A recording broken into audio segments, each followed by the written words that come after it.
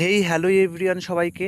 মানুষ কতটা জঘন্য হয়ে থাকলে এই ধরনের কাজ করতে পারে বন্ধুরা, তোমাদেরকে আমি দেখাচ্ছি। দেখো দেখো আমি এখান থেকে ওষুধ বের করেছি। একটা ভক্তের বাড়িতে গেছিলাম, সেখান থেকে মেন সদর গেটের সামনে একটা ওষুধ ছিল, সেটা তোমাদেরকে আমি ব্লগের মাধ্যমে শেয়ার করবো। তো তোমরা সঙ্গে থাকুন, শেষ অবধি ব্লগটা দেখো।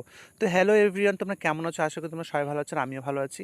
তো দেখো আমি চলে গেছিলাম আমার একটা ভক্তের বাড়িতে। সেখানে কিন্তু ভক্তটার অনেক রকম প্রবলেম হচ্ছিল, শরীর দিনের পর দিন শুকিয়ে যাচ্ছিল, কিছুতেই উপকার হচ্ছিল না। আমার এখানে এসেও আমিও কিছুতেই ভালো করতে পারছিলাম না।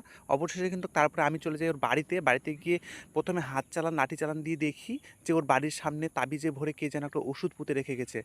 ওরা নিজেরাও যায় না। ওদেরকে আমি জিজ্ঞাসা করলাম যে তোমরা কখনো বাড়ির কাজ করেছো কি না? তো ওরা বলছে আমরা নিজেরাও যাই না যে এটা কোথা থেকে আসলো, আর আমরা বাড়ির কাজ কখনো করাইনি। তাহলে ভাবো বন্ধুরা, এটা কোথা থেকে আসলো? আর এমনভাবে তাবিজটাকে রেখেছে একদম শিশির মধ্যে ভরে, যেন তাবিজটা কোনো মতে নষ্ট না হয়। আর মেন সদর গেটের একদম ঢুকতে মেন যে সদর গেট, সেখানে কিন্তু রেখেছে। তাহলে ভাবো তোমরা, মানুষ কতটা মানুষের ক্ষতি চাইলে, খারাপ চাইলে এই ধরনের কাজ করতে পারে। তারপরে দেখো, আর তোমাদেরকে তো বলেছিলাম যে আমি কখনো একা কাজ করতে যাই না, মাসি আর আমি একসাথে যাই। তো আমি কাজটা ধরেছিলাম, তারপর মাসি আর আমি একসাথে গেলাম।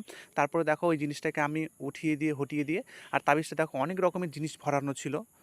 তাবিজ কবজ, তারপরে হচ্ছে তোমার হচ্ছে ওষুধ টষুধ ভরানো ছিল। তারপরে দেখো আমরা ওটাকে বের করে দিয়েছি। এখন কিন্তু আমাদের যেগুলো করণীয় সেগুলো কিন্তু আমরা এখন করছি।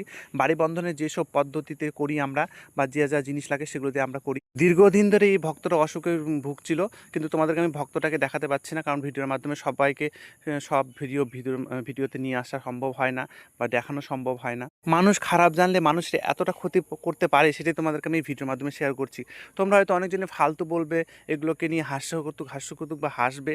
তো দেখো তোমাদেরকে বলে রাখি যে তাহলে এই তাবিজ কবজটা ওদের বাড়ির সদর গেট থেকে কোথা থেকে আসলো, ওরা নিজেরাও বুঝতে পারছে না যে কোথা থেকে আসলো।